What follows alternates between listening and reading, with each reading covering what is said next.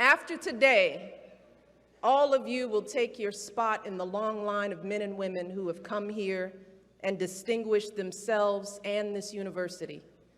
You will follow alums like many of your parents and grandparents, aunts and uncles, leaders like Robert Robinson Taylor, the groundbreaking architect and administrator here who's recently honored on a postage stamp. You will follow heroes like Dr. Boynton Robinson, who survived the billy clubs and the tear gas of Bloody Sunday in Selma. The story of Tuskegee is full of stories like theirs. Men and women who came to this city, seized their own futures, and wound up shaping the arc of history for African Americans and all Americans. And I'd like to begin today by reflecting on that history, starting back at the time when the Army chose Tuskegee as the site of its airfield and flight school for Black pilots. Back then, Black soldiers faced all kinds of obstacles. There were the so-called scientific studies that said that Black men's brains were smaller than white men's. Official Army reports stated that Black soldiers were childlike, shiftless, unmoral, and untruthful, and as one quote stated, if fed, loyal and compliant. So while the airmen selected for this program were actually highly educated, many already had college degrees and pilot licenses, they were presumed to be inferior. During training, they were often assigned to menial tasks like housekeeping or landscaping. Many suffered verbal abuse at the hands of their instructors. When they ventured off base, the white sheriff here in town called them boy and ticketed them for the most minor offenses. And when they finally deployed overseas, white soldiers often wouldn't even return their salutes. Now just think about what that must have been like for those young men. Here they were, trained to operate some of the most complicated high-tech machines of their day, flying at hundreds of miles an hour with the tips of their wings just 6 inches apart. Yet when they hit the ground, folks treated them like they were nobody, as if their very existence meant nothing. Now, those airmen could easily have let that experience clip their wings. But as you all know, instead of being defined by the discrimination and the doubts of those around them, they became one of the most successful pursuit squadrons in our military. They went on to show the world that if Black folks and white folks could fight together and fly together, then surely they could eat at a lunch counter together. Surely their kids could go to school together.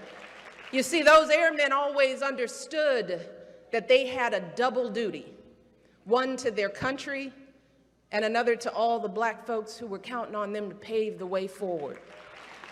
So for those airmen, the act of flying itself was a symbol of liberation for themselves and for all African Americans. One of those first pilots, a man named Charles DeBow, put it this way. He said that a takeoff was, in his words, a never-failing miracle where all the bumps would smooth off. You're in the air, out of this world, free. And when he was up in the sky, Charles sometimes looked down to see Black folks out in the cotton fields not far from here. The same fields where decades before their ancestors worked as slaves. And he knew that he was taking to the skies for them, to give them and their children something more to hope for, something to aspire to.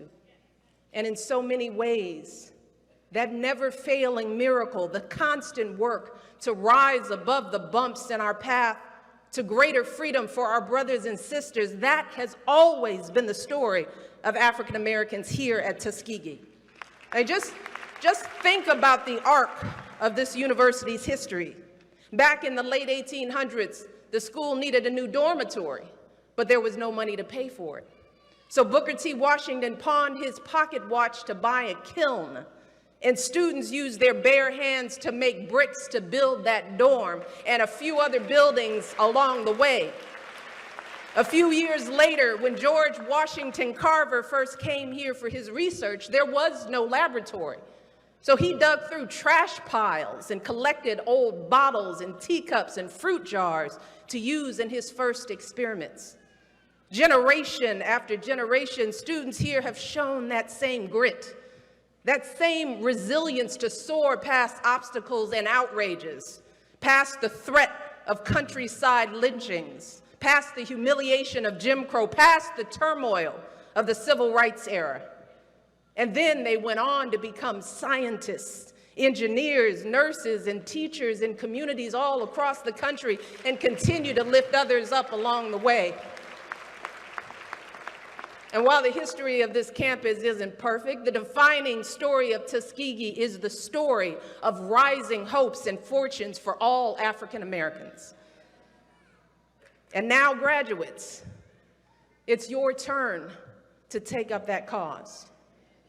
And let me tell you, you should feel so proud of making it to this day. And I hope that you're excited to get started on that next chapter. But I also imagine that you might think about all that history, all those heroes who came before you, and you might also feel a little pressure, you know? Pressure to live up to the legacy of those who came before you. Pressure to meet the expectations of others. And believe me, I understand that kind of pressure. I've experienced a little bit of it myself. You see, graduates, I didn't start out as the fully formed First Lady who stands before you today. No, I had my share of bumps along the way. Back when my husband first started campaigning for president, folks had all sorts of questions of me. What kind of First Lady would I be? What kinds of issues would I take on? Would I be more like Laura Bush or Hillary Clinton or Nancy Reagan? And the truth is, those same questions would have been posed to any candidate's spouse. That's just the way the process works. But as potentially the first African-American First Lady, I was also the focus of another set of questions and speculations, conversations sometimes rooted in the fears and misperceptions of others. Was I too loud or too angry or too emasculating? Or was I too soft, too much of a mom, not enough of a career woman? Then there was the first time I was on a magazine cover. It was a cartoon drawing of me with a huge afro and a machine gun. Now, yeah, it was satire, but if I'm really being honest, that knocked me back a bit. It made me wonder, well, just how are people seeing me? Or you might remember the on-stage celebratory fist bump between me and my husband after a primary win that was referred to as a terrorist fist jab. And over the years, folks have used plenty of interesting words to describe me. One said I exhibited a little bit of uppity-ism. Another noted that I was one of my husband's cronies of color. Cable news charmingly referred to me as Obama's baby mama. And of course, Barack has endured his fair share of insults and slights. Even today, there are still folks questioning his citizenship. And all of this used to really get to me. Back in those days, I had a lot of sleepless nights worrying about what people thought of me, wondering if I might be hurting my husband's chances of winning his election, fearing how my girls would feel if they found out what some people were saying about their mom. But eventually, I realized that if I wanted to keep my sanity and not let others define me, there was only one thing I could do, and that was to have faith in God's plan for me. I had to ignore all of the noise and be true to myself, and the rest would work itself out. So throughout this journey, I have learned to block everything out and focus on my truth. I had to answer some basic questions for myself. Who am I? No, really, who am I? What do I care about? And the answers to those questions have resulted in the woman who stands before you today. A woman who is first and foremost a mom. Look, I love our daughters more than anything in the world, more than life itself.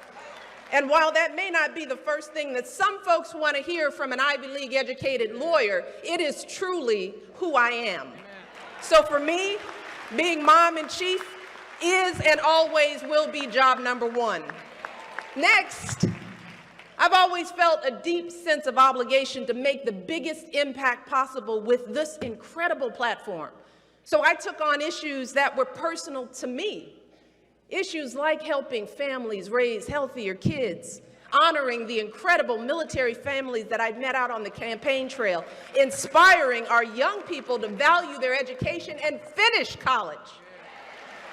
Now, some folks criticize my choices for not being bold enough, but these were my choices, my issues, and I decided to tackle them in a way that felt most authentic to me, in a way that was both substantive and strategic, but also fun and hopefully inspiring. So I immersed myself in the policy details.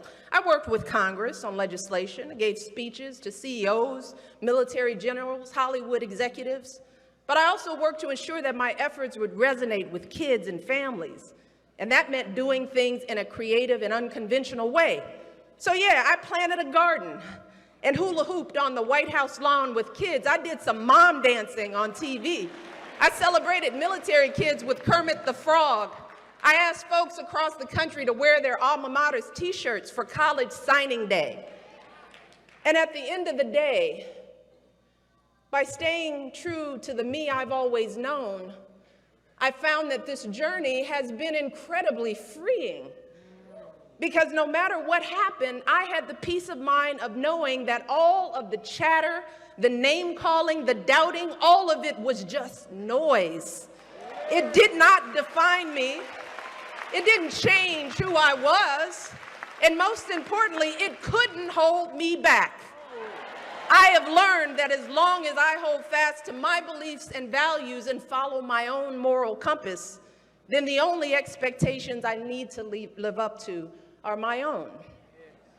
So graduates, that's what I want for all of you. I want you all to stay true to the most real, most sincere, most authentic parts of yourselves. I want you to ask those basic questions. Who do you want to be? What inspires you? How do you want to give back? And then I want you to take a deep breath and trust yourselves to chart your own course and make your mark on the world. Maybe it feels like you're supposed to go to law school, but what you really want to do is teach little kids.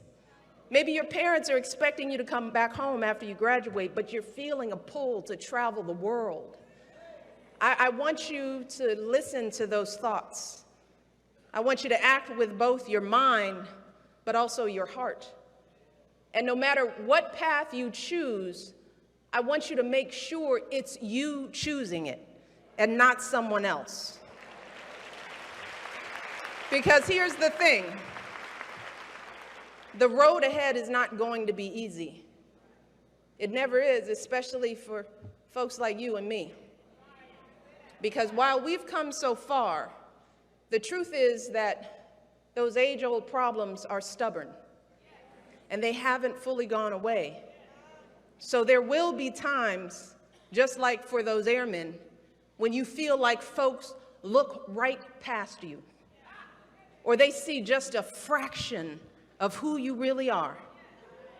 The world won't always see you in those caps and gowns. They won't know how hard you worked and how much you sacrificed to make it to this day, the countless hours you spent studying to get this diploma. the multiple jobs you worked to pay for school, the times you had to drive home and take care of your grandma, the evenings you gave up to volunteer at a food bank or organize a campus fundraiser. They don't know that part of you. Instead, they will make assumptions about who they think you are based on their limited notion of the world. And my husband and I know how frustrating that experience can be. We've both felt the sting of those daily slights throughout our entire lives. The folks who crossed the street in fear of their safety, the clerks who kept a close eye on us in all those department stores, the people at formal events who assumed we were the help, and those who have questioned our intelligence, our honesty, even our love of this country. And I know that these little indignities are obviously nothing compared to what folks across the country are dealing with every single day. Those nagging worries that you're going to get stopped or pulled over for absolutely no reason.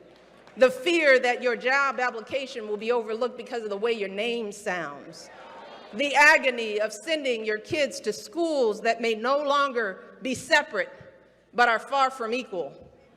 The realization that no matter how far you rise in life, how hard you work to be a good person, a good parent, a good citizen, for some folks, it will never be enough. And all of that is going to be a heavy burden to carry. It can feel isolating. It can make you feel like your life somehow doesn't matter. That you're like the invisible man that Tuskegee grad Ralph Ellison wrote about all those years ago. And as we've seen over the past few years, those feelings are real. They're rooted in decades of structural challenges that have made too many folks feel frustrated and invisible. And those feelings are playing out in communities like Baltimore and Ferguson and so many others across this country. But graduates, today, I want to be very clear that those feelings are not an excuse to just throw up our hands and give up. Not an excuse. They are not an excuse to lose hope. To succumb to feelings of despair and anger only means that in the end, we lose. But here's the thing. Our history provides us with a better story. A better blueprint for how we can win. It teaches us that when we pull ourselves out of the lowest emotional depths and we channel our frustrations into studying and organizing and banding together, then we can build ourselves and our communities up. We can take on those deep-rooted problems, and together, we can overcome anything that stands in our way. And the first thing we have to do is vote.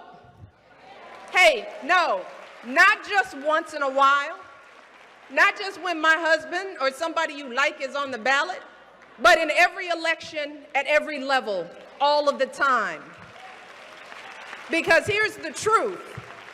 If you want to have a say in your community, if you truly want the power to control your own destiny, then you've got to be involved. You've got to be at the table. You've got to vote, vote, vote, vote. That's it. That's the way we move forward. That's how we make progress for ourselves and for our country. That's what's always happened here at Tuskegee. Think about those students who made bricks with their bare hands. They did it so that others could follow them and learn on this campus too. Think about that brilliant scientist who made his lab from a trash pile. He did it because he ultimately wanted to help sharecroppers feed their families. Those airmen who rose above brutal discrimination, they did it so that the whole world could see just how high Black folks could soar. That's the spirit we've got to summon to take on the challenges we face today. And you don't have to be president of the United States to start addressing things like poverty and education and lack of opportunity. Graduates, today you can mentor a young person and make sure he or she takes the right path. Today, you can volunteer at an after-school program or food pantry. Today, you can help your cousin fill out her college financial aid form so that she can be sitting in those chairs one day. But just like all those folks who came before us, you've got to do something to lay the groundwork for future generations.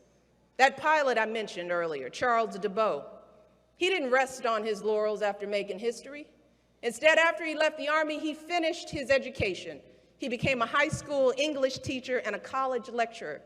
He kept lifting other folks up through education. He kept fulfilling his double duty long after he hung up his uniform.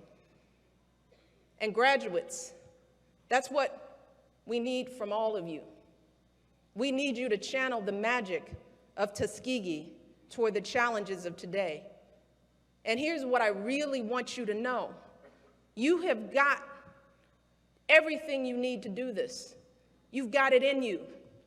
Because even if you're nervous or unsure about what path to take in the years ahead, I want you to realize that you've got everything you need right now to succeed. You got it. You got the knowledge and the skills honed here on this hallowed campus. You got families up in the stands who will support you every step of the way. And most of all, you've got yourselves and all the heart and grit and smarts that got you to this day.